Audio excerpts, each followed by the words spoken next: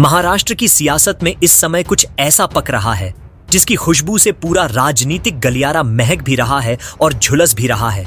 एक दिवाली निमंत्रण ने मचा दिया है सियासी धमाका और सवाल उठ गया है कि ठाकरे परिवार की दिवाली अब रोशनी से ज्यादा चिंगारी लेकर आएगी क्या। दो भाई उद्धव ठाकरे और राज ठाकरे, जिनकी दूरी किसी जमाने में आसमान जितनी थी, अब लगातार नजदीकियां बढ़ा रहे हैं। पिछले कुछ महीनों में उनकी मुलाकातों का सिलसिला ऐसा चला है जैसे कोई पुराना रिश्ता फिर से करवट ले रहा हो। लेकिन इस बार बात सिर्फ राजनीति की नहीं है, बल्कि ईगो, इमोशन और इमेज की भी है। तो कहानी शुरू होती है मंगलवार से, जब दोनों भाई चुनाव आयोग के दफ्तर पहुंचे।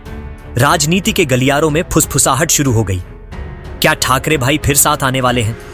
और तभी बुधवार सुबह फिर वही नजारा, दोनों नेता दोबारा चुनाव आयोग के दफ्तर पर। लगता था कुछ बड़ा तय हो रहा है। और फिर आई वो मुस्कान वाली खबर, उद्धव ठाकरे ने राज ठाकरे को दिवाली साथ मनाने का न्योता दे डाला।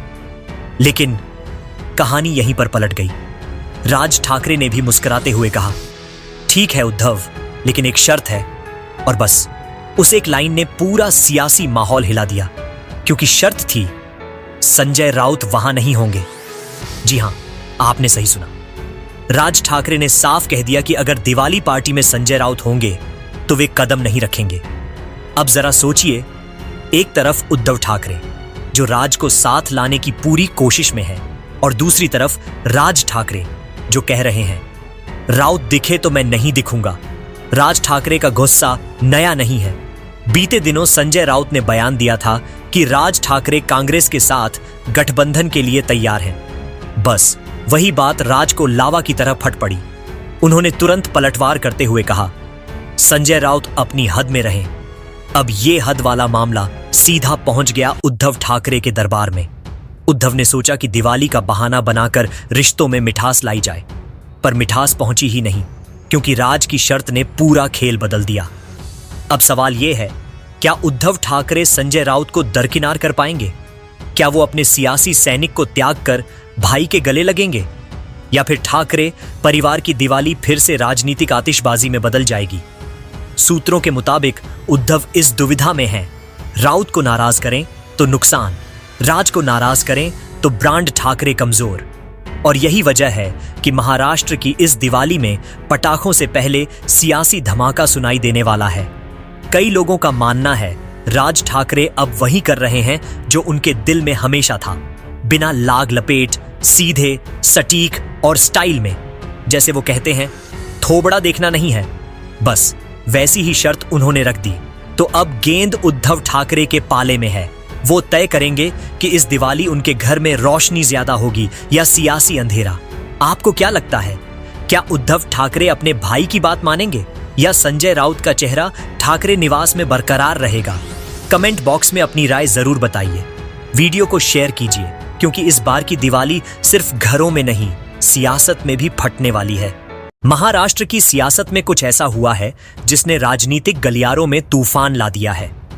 अगर आप सोच रहे हैं कि यह कोई आम बयानबाजी है, तो जान लीजिए, यह राजनीतिक युद्ध का नया अध्याय है। बात हो रही है संजय राउत और राज ठाकरे की। और हां, इसमें ट्विस्ट इतना है कि आप कहेंगे, वाह, यह तो सियासी ड्रामा है। संजय राउत ने अचानक मीडिया में बयान दे दिया, राज ठाकरे चाहते हैं कि वे कांग्रेस के साथ गठबंधन करें। हद तो तब हो गई जब उन्होंने ये कहा बिना राज ठाकरे से पूछे। मतलब सीधे सीधे राज ठाकरे की मर्जी को दरकिनार कर बयान दे दिया। लेकिन राज ठाकरे ने जैसे ही अपने असली अंदाज का खुलासा किया, राजनीतिक गलियारों में हलचल मच गई। उन्होंने तुरंत अपने पार्टी नेता संदीप देशपांडे के माध्यम से कहा, हमारी पार्टी का बयान कोई भी बिना पूछे नहीं बोल सकता। राज ठाकरे खुद अपना रुख तय करेंगे, कोई और नहीं। यानी साफ शब्दों में कहा जाए तो संजय राउत के बड़बोलेपन ने हालात को बिगाड़ दिया। राज ठाकरे हमेशा अपने अंदाज और रणनीति में शांत रहते हैं, लेकिन इस बार उन्होंने सीधे संदेश दे दिया कि हमारी पार्टी की मर्यादा पर कोई समझौता नहीं होगा। संजय राउत, जो उद्धव ठाकरे के करीबी माने जाते हैं, अब खुद फंस गए हैं। उनका बयान न सिर्फ गलत साबित हुआ, बल्कि राज ठाकरे की धैर्य की परीक्षा भी ले गया। बीएमसी चुनाव जनवरी में होने वाले हैं। और सियासी गलियारों में अब सवाल ये उठ रहा है कि क्या राज ठाकरे और उद्धव ठाकरे चुनाव से पहले साथ आएंगे? उद्धव पहले से ही एमवीए में हैं, जिसमें कांग्रेस और एनसीपी शामिल हैं। लेकिन अब स्पष्ट हो गया कि राज ठाकरे अपनी शर्तों पर ही कदम रखेंगे। संजय राउत की बड़बोली ने राज ठाकरे की राह कठिन कर दी है। संजय राउत हमेशा मीडिया में खुलकर बोलते आए हैं, लेकिन इस बार उनके शब्द उन्हीं के खिलाफ लौट आए। राज ठाकरे ने साफ कर दिया कि सिर्फ उनके निर्णय ही मान्य होंगे और किसी की हिम्मत नहीं कि हमारी पार्टी का बयान उनके बिहाफ पर घोषित करे। क्या संजय राउत अब राजनीति के सबसे बड़े बड़बोले बन गए हैं? क्या राज ठाकरे और उद्धव ठाकरे चुनाव से पहले गठबंधन करेंगे या दूरी बनाए रखेंगे? क्या संजय राउत की यह हरकत उन्हें राजनीतिक नुकसान पहुंचा सकती है?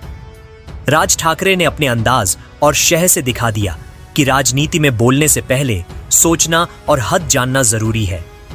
संजय राउत के लिए अब यह सोचने का वक्त है कि अगला कदम क्या होगा। हिम्मत और बड़बोली की कीमत कभी कभी बहुत महंगी पड़ जाती है। तो दोस्तों, अब आपका क्या ख्याल है? क्या संजय राउत ने अपनी हद पार कर दी या राज ठाकरे ने सही समय पर अपनी ताकत दिखाई? कमेंट में अपनी राय दें। वीडियो को लाइक और शेयर कर अपना प्यार और सपोर्ट भी जरूर दिखाएं। दोस्तों, जरा सोचिए, अगर कोई ये कह दे कि बाला साहेब ठाकरे जैसे दिग्गज नेता की मौत के बाद उनके ही बेटे उद्धव ठाकरे ने 2 दिन तक उनके निधन की खबर छिपाई, तो क्या आप यकीन करेंगे? लेकिन महाराष्ट्र की राजनीति में अभी कुछ ऐसा ही बम फूटा है और इस बार विस्फोटक बयान आया है शिंदे गुट के रामदास कदम की तरफ से। कदम का दावा है 2 दिन तक बाला साहेब का शरीर घर के अंदर रखा गया और उन्हीं 2 दिनों में कुछ ऐसे काम हुए जिन्हें सुनकर कोई भी सन्न रह जाएगा। अब चाहे वो वसीयत बदलना हो या फिर अंगूठे के निशान लेना या फिर किसी कागज पर दस्तखत कराना, जो भी हुआ उसने पूरे महाराष्ट्र की जमीन हिला दी है। अब ये बयान सिर्फ एक राजनैतिक हमला नहीं है, ये तो पिता पुत्र के रिश्ते की गरिमा पर भी सवाल है। रामदास कदम ने कहा कि बाला साहेब के निधन की सच्चाई 2 दिन तक छिपाई गई और अंदर ही अंदर कई कागजी खेल खेले गए। सोचिए, जिस शख्स ने शिवसेना जैसी पार्टी बनाई, जिसने लाखों कार्यकर्ताओं को खड़ा किया, उसकी आखिरी घड़ियों पर अब सवाल उठ रहे हैं। और बस ये बयान आते ही उद्धव ठाकरे भड़क गए। उन्होंने तुरंत कहा, हम मानहानि का केस करेंगे। लेकिन कहानी यहीं खत्म नहीं हुई, क्योंकि कुछ ही घंटे बाद वही उद्धव ठाकरे बैकफुट पर दिखे। ना कोई एफआईआर, ना कोई कानूनी नोटिस, बस खामोशी। और फिर सामने आई एक और खबर कि उद्धव ठाकरे सीसीटीवी फुटेज देखने की बात कर रहे हैं। अब बड़ा सवाल, अगर सब कुछ साफ था तो ये अचानक कैमरों की चिंता क्यों? सूत्रों के मुताबिक उद्धव ठाकरे ने अपने करीबी लोगों से पूछा है, उस दिन के फुटेज कहां हैं? बाहर के कैमरे क्या रिकॉर्ड कर रहे थे? अंदर वाले कैमरे के क्लिप्स कहां गए? क्यों? क्या वो अपने पक्ष में सबूत ढूंढना चाहते हैं या फिर कुछ मिटाना चाहते हैं? यही वो सवाल है जो अब मीडिया गलियारों में गूंज रहा है।